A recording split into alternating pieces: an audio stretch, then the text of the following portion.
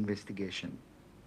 Yes, Professor Rohan Gunaratne, you are staying with us to discuss more updates from the region, and we move over to Syria now, where leader Ahmed Al-Sharaa has called for unity and full compliance with a nationwide ceasefire following deadly sectarian clashes in Sweida that killed over 700 people, according to monitors from the region.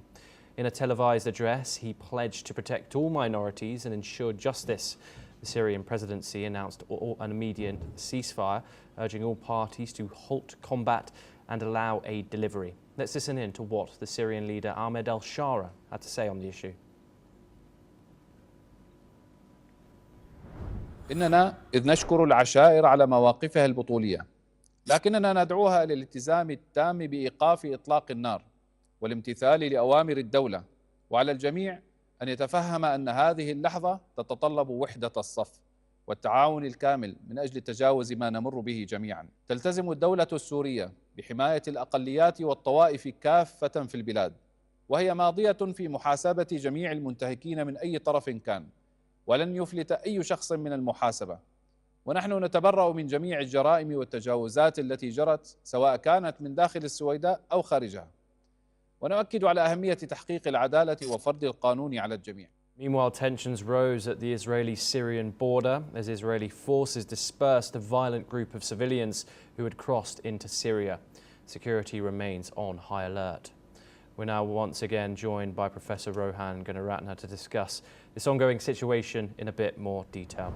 Professor Gunaratne, we just heard the acting leader of Syria, Ahmed Al-Sharaa, call for all parties to respect the ceasefire. He also urged for Syria to protect minorities. That leader, Ahmed Al-Sharaa, that man has been under a lot of scrutiny about his ability to lead, about his ideology, about his past. How credible is the Syrian's presidency call for parties to respect the ceasefire, given past violations? Ahmed Al-Sharaa was a ranking leader of ISIS, or the Islamic State. In fact, he was the highest ranking leader in Syria before he aligned himself with Al-Qaeda and created Hayat Tahrir al-Sham.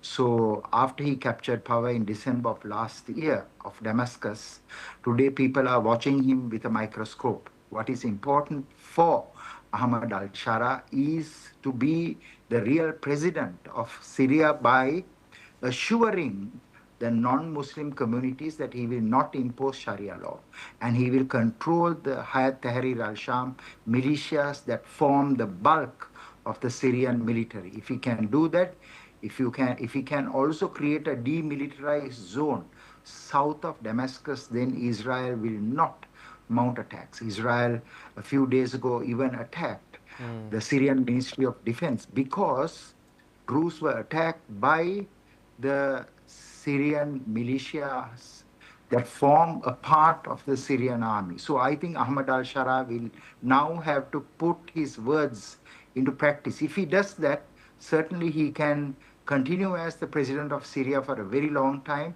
and ensure that Syria moves from crisis and chaos into a very prosperous Syria. But it is all in his hands. Number one, no Sharia law, no Islamist groups going and attacking the Druze, Alawites, Kurds, and Christians, and also reassurance of the statement that he has made that there will be no violence anywhere in Syria. Yes, Professor Gunaratne, I just want to quickly touch on Israel's actions in Syria. Israel, in regard to international law, Israel's actions within Syria in regards to international law is murky. We know that they've annexed the Golan Heights, recognized only by the United States. So how do Israel's operations to disperse violent gatherings, quote unquote, near the border align with international law on use of force?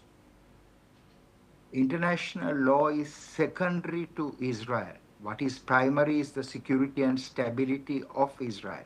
Israel military has a very significant number of Druze serving, and some of those Druze have now moved from Israel into Syria. So Israel wants to keep its military intact.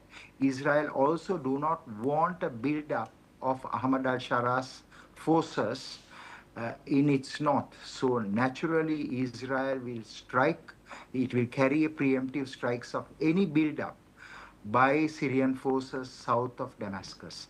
Israel's policy after the October 7, 2023 Hamas attack is to neutralize any build-up of threat against Israel, whether it is in Lebanon, whether it is in Yemen, whether it is in Iran, whether it is in Iraq or in Syria. Professor Rohan Gunaratne, thank you very much for joining us on the programme. Your insight is